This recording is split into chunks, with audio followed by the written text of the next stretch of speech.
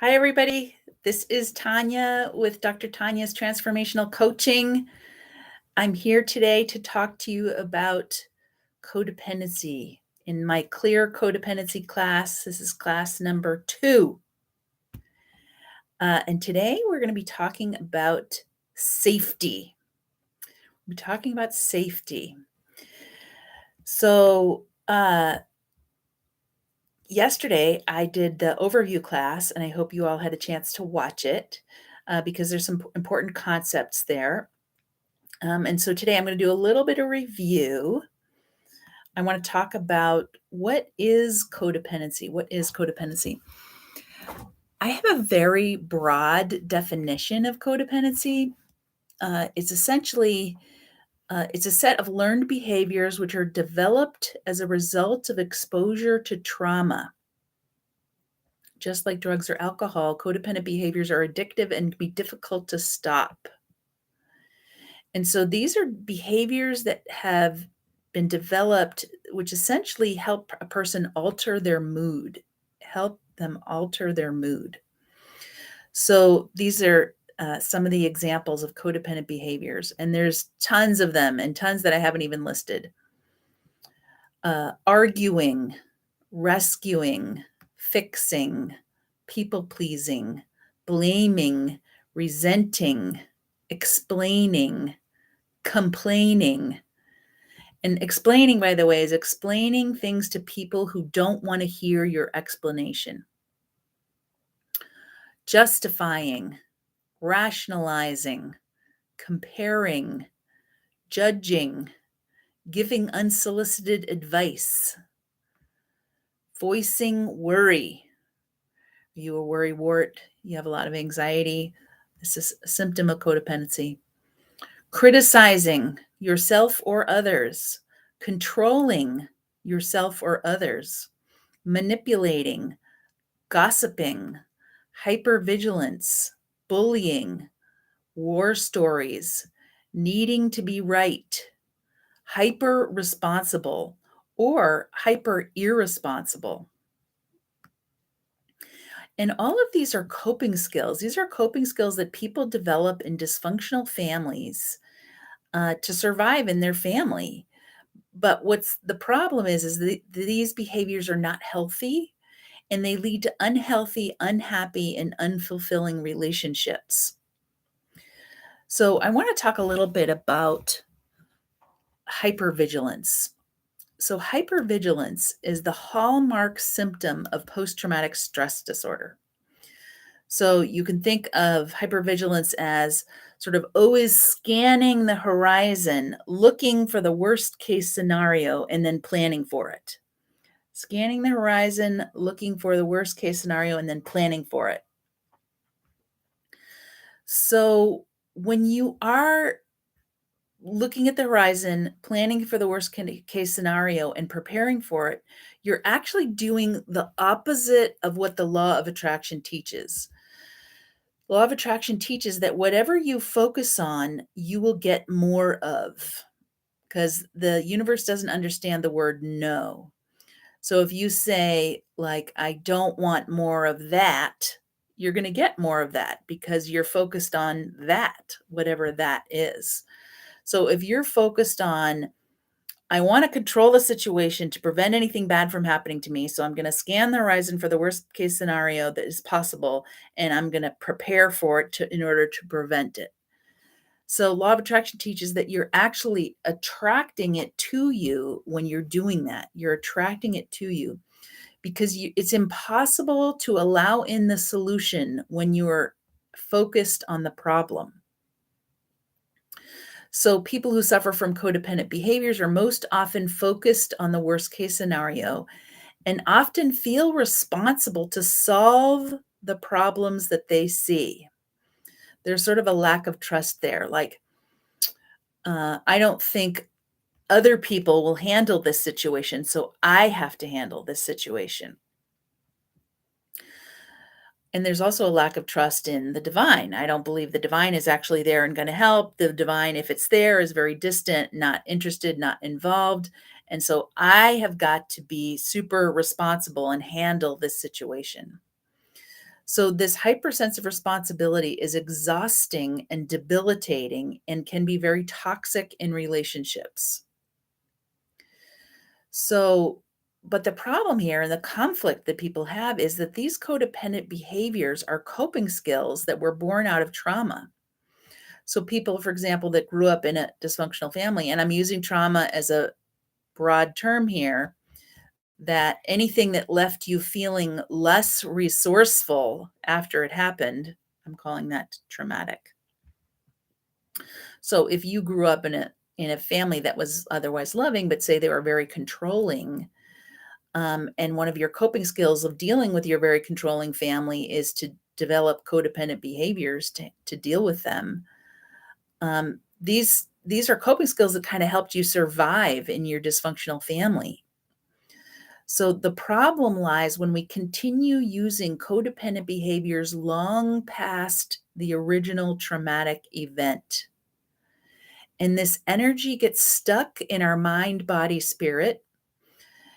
Uh, and this happens because we haven't really emotionally processed what happened to us. We haven't gotten clarity on the situation.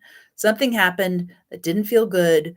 We never got clarity on it. We never got validated for it. We never got seen for it. We didn't process our emotions around it. And our survival skills were not witnessed or honored. And so, in a sense, we're kind of stuck in the past.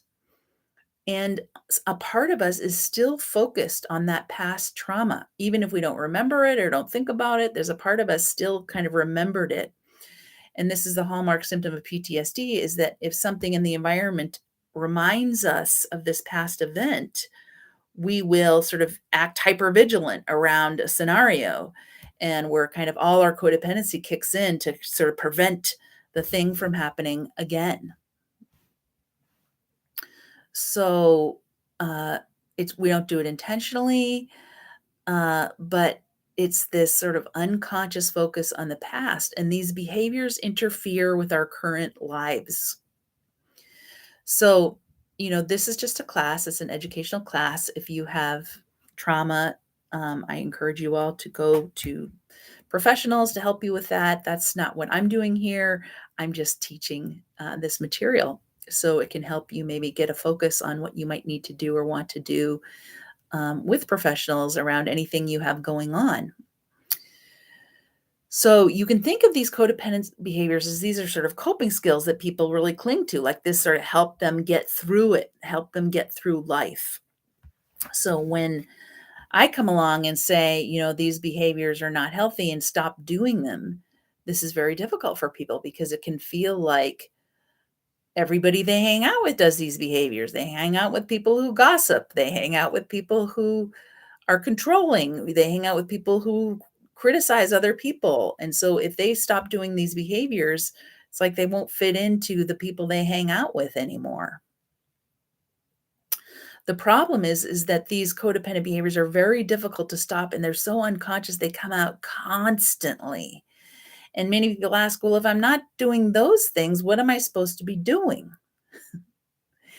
And so, in 12-step programs, we talk about tools of recovery. And I'd say that you want to be talking about and thinking about and looking at the solution instead of the problem.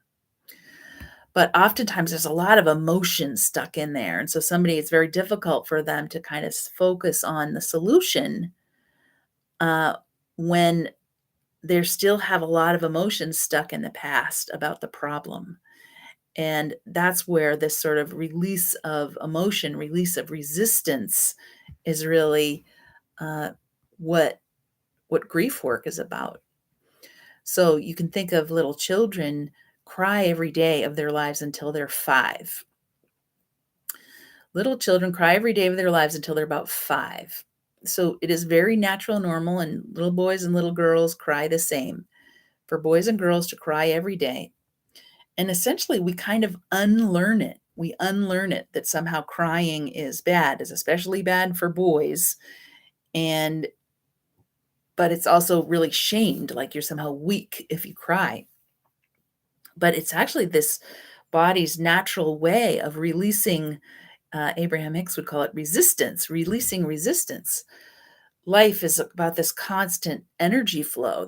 We're constantly getting new things and letting go of old things, and getting new things and letting go of old things. And so there's grief involved in that, sort of letting it go. And when you can let it out every day on a regular basis, that's actually really healthy. And let it out and get comforted for it and be loved for it. Like the little child who's really sad because, their toy broke, and they'll go to their parent like, "My toy broke," and they're crying, and, they just need some comfort around, "Yeah, that toy was really important to you, and now it's broken, and that's so sad, and let me hold you, and I'm sorry that happened." And really helping the child sort of process this grief and let them know they're worthy.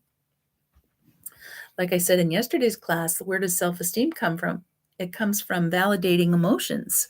So when a child comes and cries to you and you validate it, you're giving them self-esteem.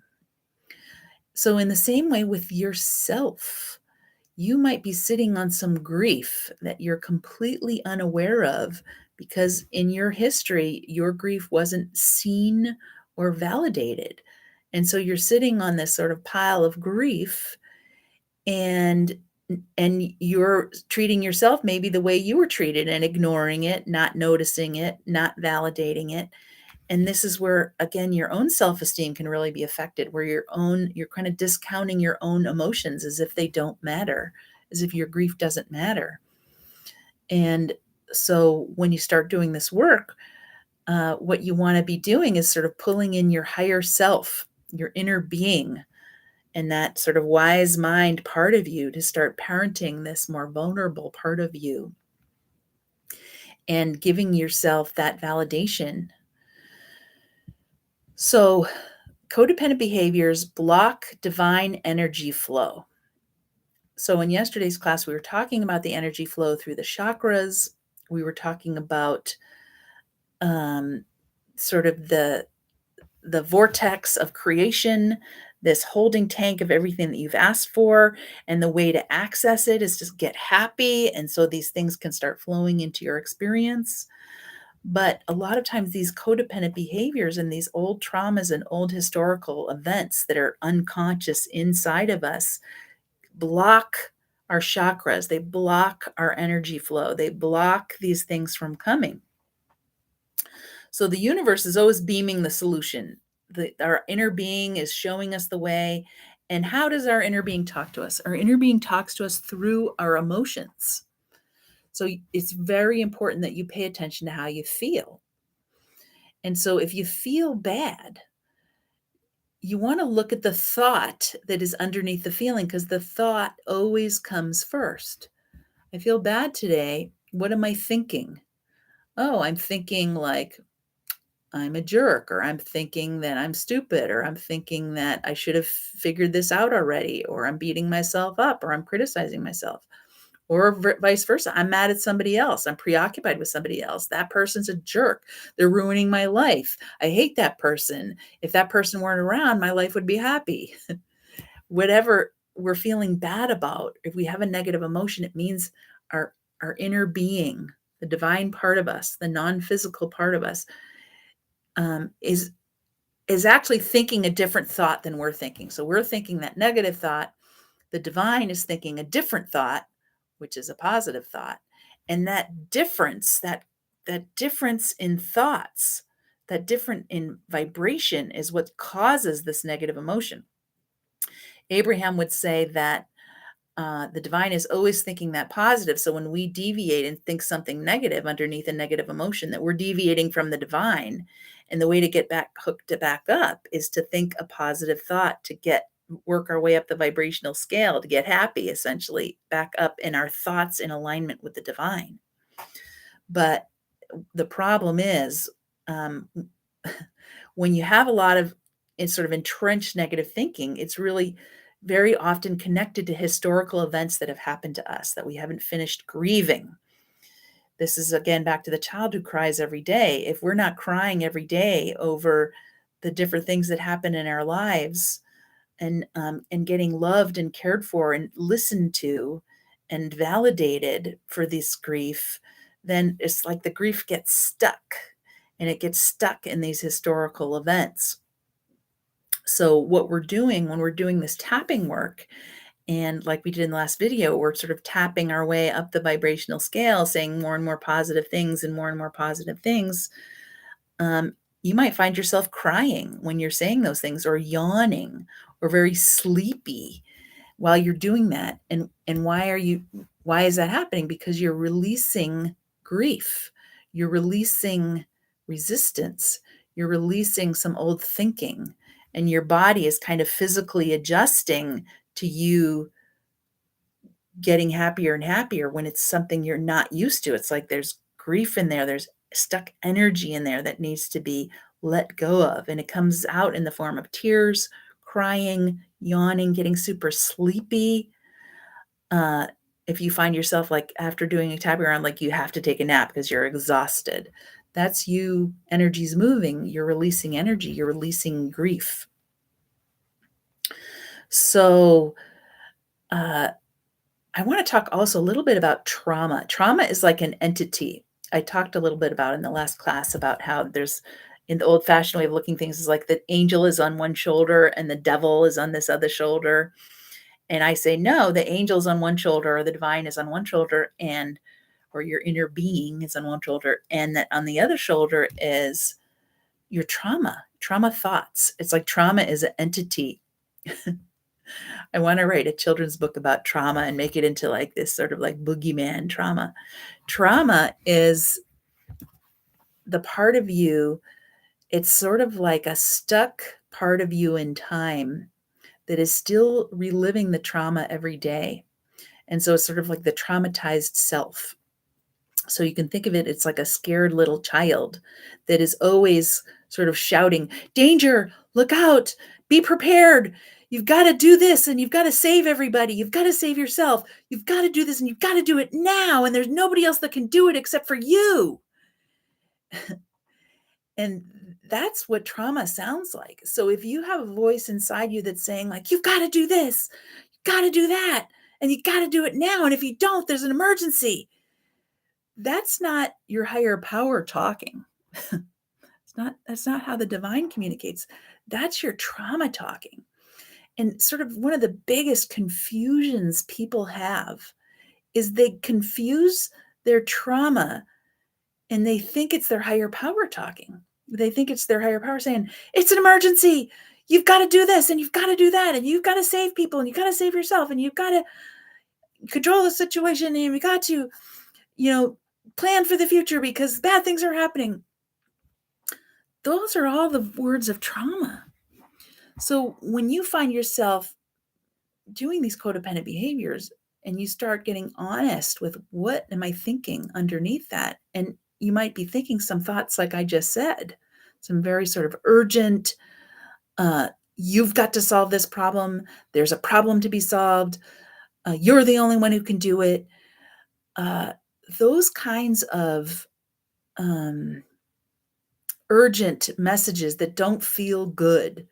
There's a negative feeling around the world is in a bad way and you've got to save the world. No, Abraham Hicks always says all is well. All is well. All is well. Your job is to come here and play and take care of yourself. And don't put your nose in other people's business. Have boundaries. And really focus on getting your thoughts in alignment. And you end up being this sort of shiny beacon of light. When you can get yourself in alignment, you become a role model to others and you're much more effective in influencing them than if you're trying to, from this negative place, help them because of these urgent thoughts you're having, like, I've got to get in there and control this situation and fix it or whatever. So trauma is a real voice that people have, and it's really your inner child. It's really like this younger version of you trying to save the situation. And that's essentially where it comes from. It comes from childhood, when people perhaps were put in a situation in childhood where something happened that they couldn't handle emotionally. It was beyond their years, but they were expected to function like an adult. And so what do little kids do? They rise to the occasion and they function. But they function in the way that I just described, from this urgent emergency place of I got to do something. And uh, when there's nobody, because nobody's taking charge. And this happens a lot with parents, let's say, who are divorced. One parent's not there, and the child sort of takes on more responsibility, or parents aren't there emotionally. They're emotionally unavailable, or one parent is absent or deceased, or uh, not raised by a single parent, where there's one person who's like, working to raise the money for the family and then supposed to be there for the kids emotionally, and one person can't do it all. And so children sort of have to take this role on of handling situations that are much more beyond their years. And so they operate out of this sort of traumatic place of, you got to do this, and you got to do this. And that's where this codependent behaviors come from. They come from this place of nobody's taking care of the situation, so I have to.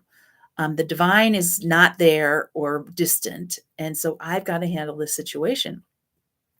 So when we talk about sort of getting connected to the divine and allowing in the divine energy flow and the healing and the things that we want, uh, that means letting go of this control. Abraham describes, let go of the oars and float downstream. That often it is that kind of holding on to, I'm in charge of everything, I've got to handle everything. That's what blocks the solution. So it can feel very counterintuitive. Like, you mean there's nothing I'm supposed to do? I'm supposed to just like lay around and meditate instead of handling the situation? And the short answer to that is yes. Abraham says that our vibrational work is a million times more powerful than action. So think of that. We live in a very action-oriented society where people are like, you got to take action, instead of, no, you've got to tend to your thoughts. You've got to tend to your inner world. You've got to tend to this, maybe the traumatized parts of you from the past that need help. You've got to validate your own emotional experience, sort of parent yourself. So, back to these codependent behaviors that block the divine energy flow. Um, I want to talk a little bit more about the chakras. We went over them a little bit yesterday in yesterday's class, but um, I want to talk a little bit about how there's these two channels of flow that go through your chakras. One is from the first chakra up to the seventh, and one is from the seventh chakra down to the first. So this is from Anna Dea Judith. She's written numerous books on the chakras, and it's really helpful information about energy work and chakras and how they operate in our body.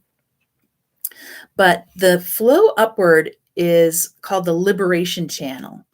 And it's sort of our energy flow. And I described yesterday about sort of the natural energy flow as we grow up in life. And in a healthy family, uh, when all our chakras are open, we are completely connected to the divine, and all our chakras are open, and we're looking at the solution and living the solution and happy, joyous, and free. The other channel comes from the divine down through our chakras, and that's called the manifestation channel. So if all your chakras are open and you get this divine idea of what you want, uh, then you start to see it in your third eye and visualize it. And then you start to talk about it and you fall in love with the idea and maybe develop relationships around the idea. At the third chakra, you take action around the idea. At the second chakra, let's say you have these negative vows, limiting beliefs going on. That's when people stop manifesting things. And so this can be really hard when you're wondering, why am I not manifesting, the relationship of my dreams? Why am I not manifesting more money? Why am I not manifesting good health? Why is I'm in such poor health? And this is where it gets stuck in this manifestation channel. And most often it gets stuck in that second chakra, where we don't ask for help around it because we have that kind of trauma voice saying, you should know this already. You should have figured this out already. You shouldn't have to ask for help. And so people don't ask for help because they feel too ashamed to ask for help. And then they don't manifest their dreams. So we're going to be talking about the second chakra in a few classes, but today I'm actually focused on the first chakra. The first chakra, because the first chakra is tied up in this vow of loyalty to our family, vow of loyalty to our paradigm. So this is very instinctual. You will not survive in your family if you're not loyal to them when you're a baby. When you're a baby, you learn that loyalty. Be loyal to your family or you won't survive. It's instinctual. So it's good and healthy and it helps us survive. And absolutely, you should be loyal to your family. But what happens is that people become loyal to the healthy parts of their family, and then they also become loyal to the dysfunctional parts of their family. And very often people can't tell the difference between them, or if they can tell the difference, they feel sort of guilty, like, oh, our family always does it this way, so I have to do it this way too. So they're literally sabotaging themselves because they don't have sort of a survivor guilt. Like, I don't want to be happier than my family is. I have to kind of do it the way my family does it. Or if they start to get happy, they get a lot of guilt trip from other people, maybe like, hey, you should be more generous. And if you got more money, you should be giving it to us. Or you should be, something's wrong with you that you're doing that. They get criticized for it. And so people are really affected by social pressure that way, and they're not listening to the divine voice. They're listening to sort of this social pressure or this ingrained criticism or words from people they've been hanging out with or their family members. And you can see this a lot in the public when you see somebody say rise to stardom, and then they all of a sudden have this fall from grace. And, what that really shows is these people that suddenly got really famous really quickly and got a lot of money, and they completely surpassed their family paradigm. But inside, it's like their psyche can't handle that level of success and that level of joy and that level of fun. And so there's a part of them that just starts sabotaging it. Uh, and what it is this vow of loyalty to the family, the vow of loyalty to the family. It's very deep.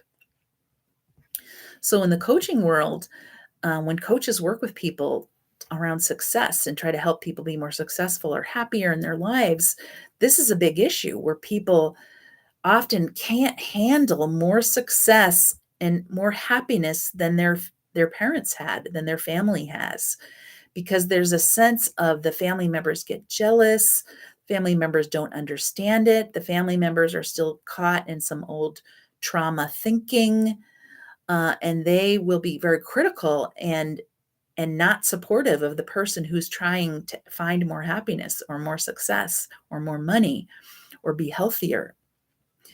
I see this a lot in substance abuse treatment. When people go into treatment, they go home to their family and their family is like, oh, you think you're all that because you quit doing drugs. Well, you're just a drug addict. And here, why don't you have a joint to celebrate you not using? Or the family is like actively sabotaging the person who's in recovery because on some level, it's like disrupting the dysfunctional family and the way the system works. So breaking out of the family paradigm is very important, but it's also very difficult because it's so ingrained, so entrenched, and so unconscious. I also want to talk a little bit about what the law of attraction teaches about abundance, that abundance expands proportionately to desire. So there is no lack in the universe. There's no loss in the universe, that there's only abundance and everybody has access to that abundance. And the reason that people don't get their abundance is simply these limiting beliefs. There's no other reason. And so these limiting beliefs block this abundance from coming. And a lot of times people are sort of fighting over the piece of the pie, like you have too much and you've got to give it to me. And this is an incorrect way of looking at things according to the law of attraction. According to the law of attraction, there's abundance for all, and everybody has access to it. It's these limiting beliefs that are blocking it. And so if you can change your limiting beliefs, there's enough abundance for everyone. And this really takes away from this idea of sort of being a victim, like I'm a victim of you, and you asserted yourself into my experience, and I could make more money if it weren't for you. Instead, every person is sort of given the power. It's very empowering. Like I caused everything that's happening around me, and I created it, and I can undo it too by changing my thinking. I can start attracting healthier and healthier people around me. I can start thinking more abundant thoughts. I can start allowing in more into my life that's up in my vortex if I would stop these codependent behaviors. A lot of times in the spiritual realm, uh, people talk about like the different levels of vibration, and that when you get into these higher and higher levels of meditation, that you really allow, like people will see spirits and they'll talk with angels and ancestors, and that when they're doing that, they're clearing all this codependent stuff, and they're stopping all the jealousy and the fighting for pieces of the pie, and instead they're just focused on this abundance piece. And that's where we all want to get to, but so many people are entrenched in this old thinking, this old trauma thinking. So that's why EFT tapping is such a wonderful tool, because it is really teaching you how to train your nervous system to respond in a new way. So PTSD has your nervous system responding in a new way. Like we talked about yesterday, the Iraq war veteran that hears a truck rumbling down the road and they jump under the bed because they feel like they're being bombed. Their nervous system is automatically responding. They're automatically jumping down in the bed before they can even think what's happening. They're nervous. It's programmed in there. So EFT tapping is this proven tool to reduce these symptoms of PTSD, because we're actually reprogramming neural pathways. So these neural pathways are going a new way, and uh, and that's what we're saying new sentences and new thought pathways too. That these are new thought pathways, and this is what the people who study law of attraction realize, that EFT tapping is an incredible tool for law of attraction as far as changing your thinking and reprogramming your nervous system, reprogramming your thought pathways to go down a new thought pathways way. So instead of going down the old rabbit hole of the way you usually think, we are sort of we're honoring these emotions, we're honoring these past experiences, we're sort of talking to that wounded part of ourselves, and we're saying, I see you and I feel you and I honor you, and I would like us to move away from that. And we're going to instead look over here at the solution. So you can think of it, for those of you who have kids, you know how when your kid is playing with a toy, and let's say you want to, that there's two kids fighting over a toy, like two little babies. They were 2 years old, and they both want to play with the Barney doll, and they're fighting over Barney, and I want Barney, and they're so focused on Barney and the fact that they can't have it, and they both want it. And so what do you do with kids like that? You distract them and you say, oh my gosh, look over there, there's a kitty cat. And then both the kids forget about Barney, and then they want to go see the kitty cat. Oh, who wants to pet the kitty cat or whatever? And so let's say the cat's out the window. So you're looking out the window, look at the kitty cat. And so the kids forget about Barney, and they go and they look at the kitty cat, and then they're no longer fighting. So in a sense, we want to do that with ourselves too. That this part of us that's so focused on trauma is addicted to it, addicted to looking at the problem. This is the real addiction. Looking at the problem, feeling overwhelmed. I don't know the solution, but I'm supposed to be in charge of the solution. I don't know what it is. I can't handle this. So I'm going to either control the situation like crazy and become this codependent, or I'm going to start drinking or using drugs because I want to numb out because of this problem.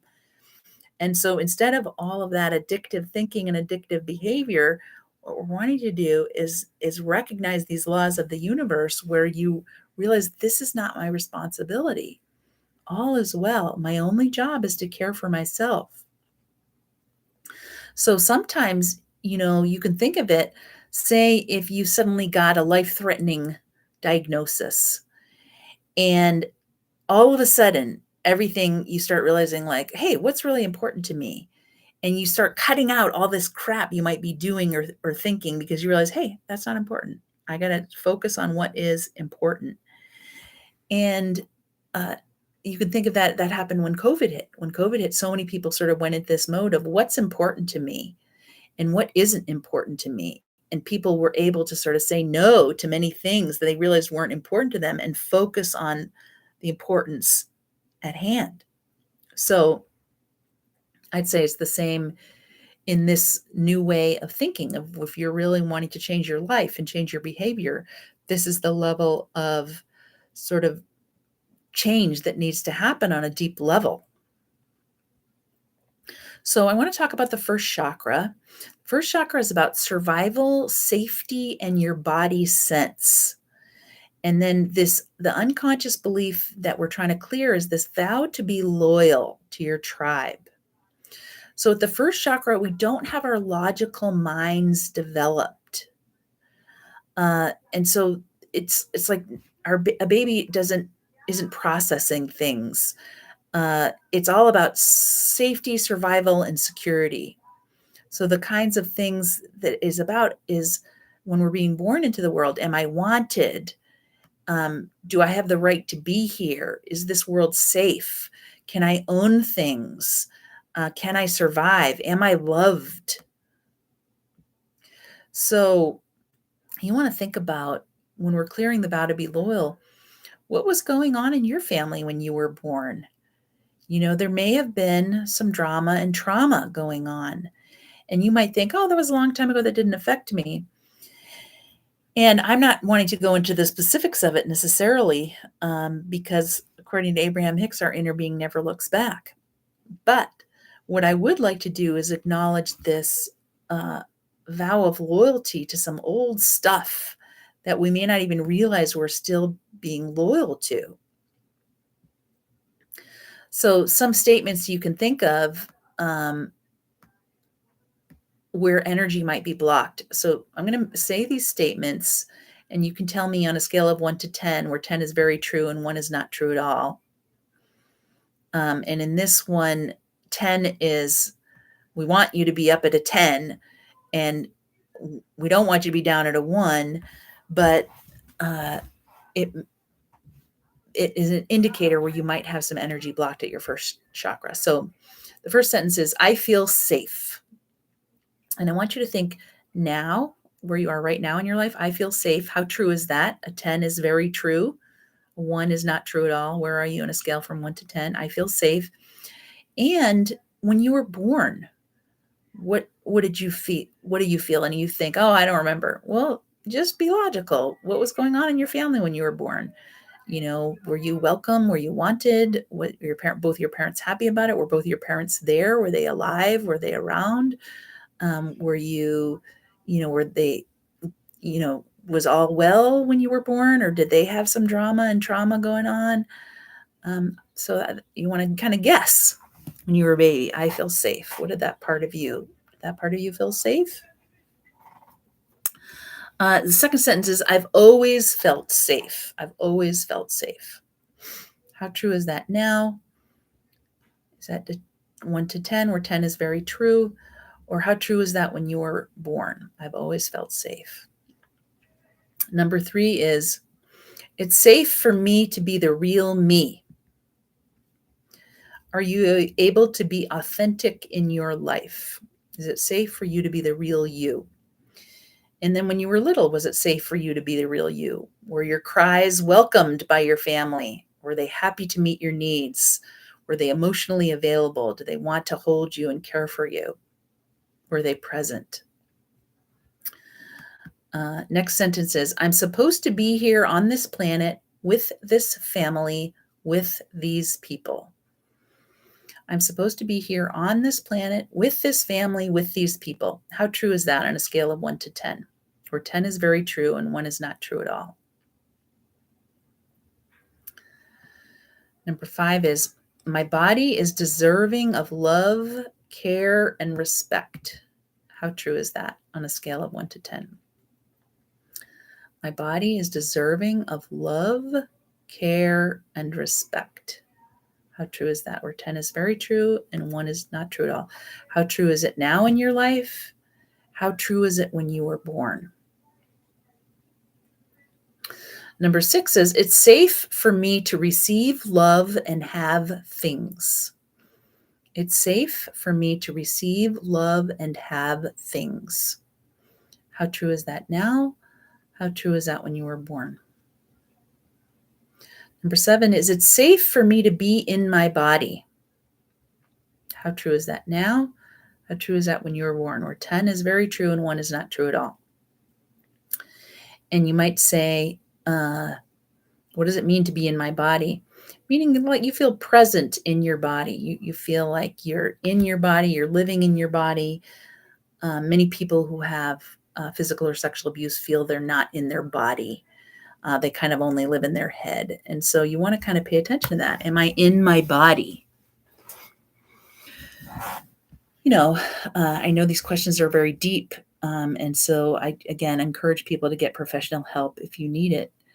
I am doing coaching here and teaching, and it's not a substitute for therapy if that's something that you need. But I want to really go over these concepts with you to help you get some clarity in your own life. So a lot of people have done a lot of work on themselves and feel like, oh, I've already done this work. I already worked on this stuff, and it's not really an issue for me anymore. But, I'm still having problems making money, or I'm still, can't find the relationship of my dreams. So a lot of times what we're doing here is kind of some fine tuning. Maybe you've done tons of work on yourself, and that this is just a fine tuning. We're kind of peeling away the onion and getting to the deeper layer of what you want to work on. So when we're clearing away this vow to be loyal, it can feel really scary for people because it sort of bucks against that survival mechanism that we have inside of us, that part of it that says, I need to survive. And when you're asking me to, not do things the way I've been taught in my family, it can feel like really scary because it can feel like, oh my God, I'm not going to survive. My family's not going to love me anymore. I'm going to have to choose between, myself and my family. And I don't want to lose my family. So I'm going to keep doing what I keep doing. So, this is sort of, we want to do it gradually and gently. And what you're going to see in the tapping round is that we're really working on slowly integrating this material and recognizing that it's a process, and that we can actually be loyal to the healthy parts of our family. So you can think of your family. There are many maybe parts that are not healthy that you don't want to be loyal to, but there are parts that are actually went well, and those are the parts, the healthy parts, that you can be loyal to. You're kind of loyal to them in a new way. In a sense, it's sort of the student surpassing the teacher. When children get more mature emotionally than their parents, they're essentially become the parent themselves, and they end up being more mature than their parents and sort of parenting their own parents. And that often happens when people start doing this work. They kind of surpass their tribe, and then they end up becoming sort of the emotionally available leader of the tribe because they've done their work. So I want to do a little tapping before we end this class today. I'm going to go for about an hour. So I've got about 15 more minutes. And we're just going to kick up a little bit of energy and on this topic of vow to be loyal. So I'm going to tap right now on the karate chop point.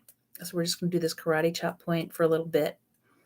And if I stop tapping, it's because I'm turning the page, but I want you to keep tapping and repeat after me. So just tap on this fleshy part of the hand. And then afterwards, I'm going to move into the points, the eyebrow point on the hair of the eyebrow here, side of the eye point, on the side of the bone, under the eye point, between the nose and the mouth, between the mouth and the chin, clavicle point right here on the bones that are kind of either side of the throat. They're very sensitive. And then the top of the part point. All right, back to the karate chop. So just tap with me and repeat after me. When I was born, there was some conflict in my family.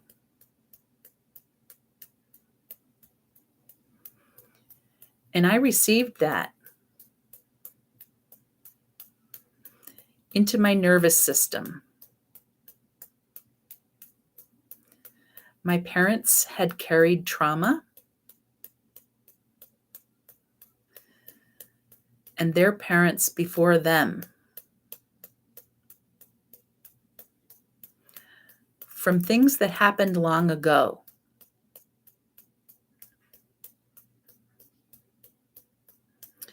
My ancestors struggled, and they never got ahead. It's so unfair. It's so wrong. They were good people. And I have some sadness about this.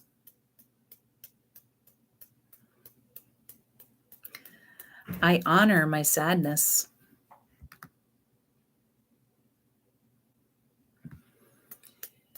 Even though I have all this sadness, out of loyalty to my parents, loyalty to my tribe,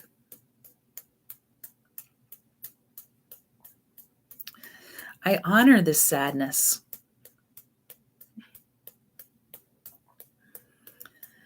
My family suffered a lot.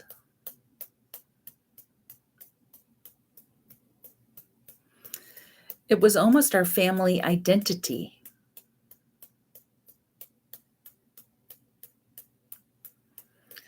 I'm loyal to my family.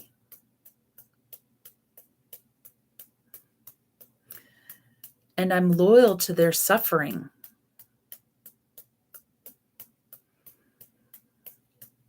And everything that happened to them.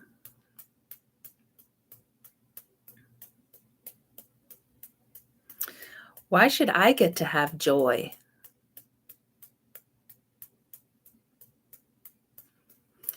Why should I get to have my needs met?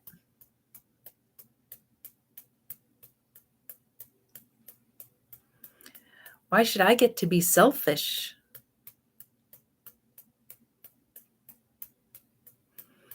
Who am I to be carefree? And leave everyone else behind?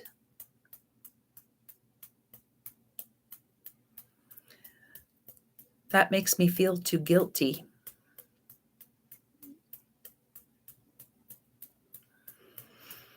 Even though I have this conflict, way down in my first chakra, really rooted down there,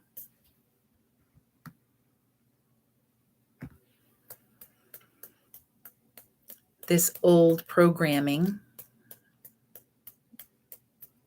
it sounds correct. My parents suffered. They had grief.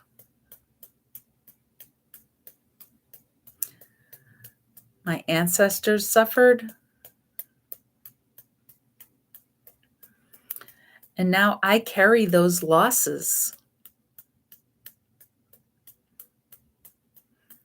I feel loyalty to the family grief. I've always been loyal to my family.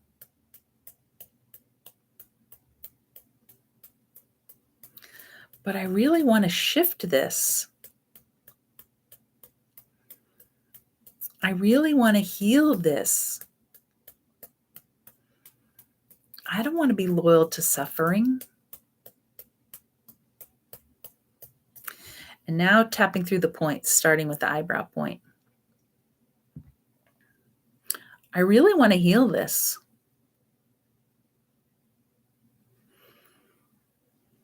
And everywhere it sits in my energy system.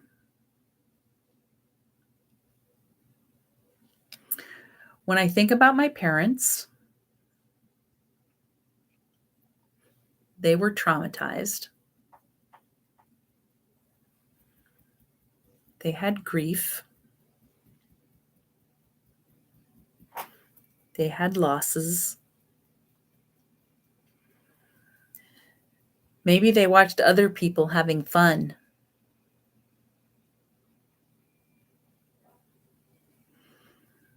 My parents had blind spots.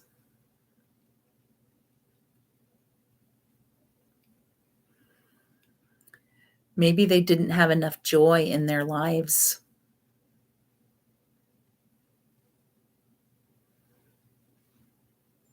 Maybe they didn't get relief from suffering.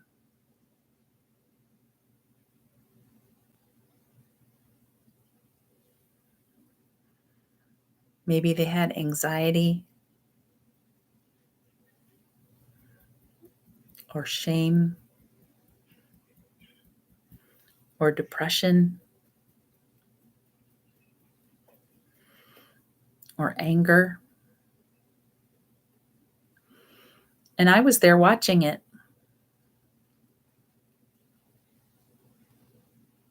I didn't understand. But I felt the sadness and the loyalty for my family. I would never want to hurt them. I made a vow about it, to be loyal to my family. I've been loyal to them. Loyal to my family history.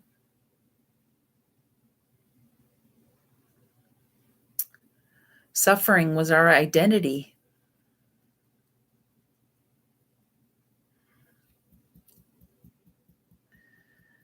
I honor this old vow.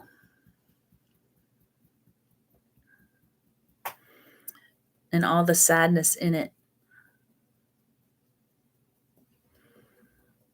And I'm open to healing it for my highest good. And take a breath.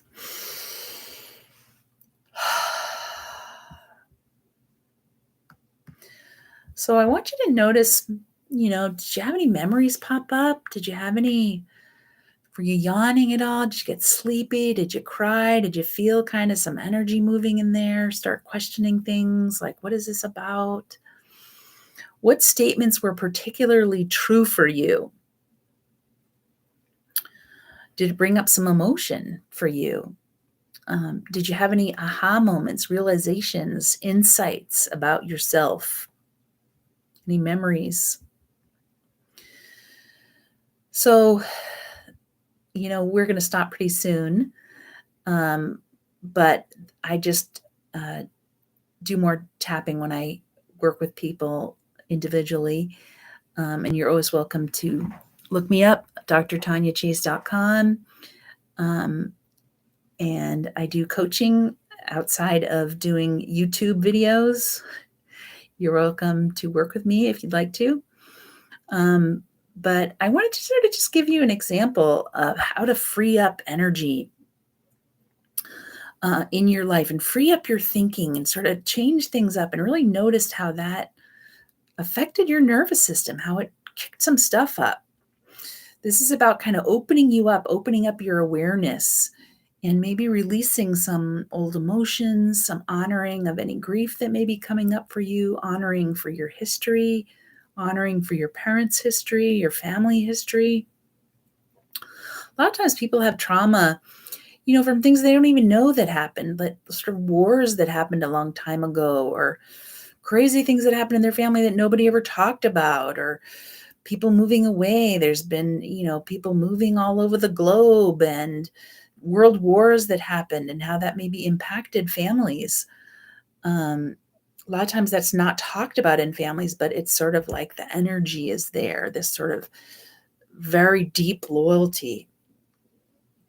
So, what you want to do is kind of really notice about how you operate in life might be very similar to how your parents operated in life.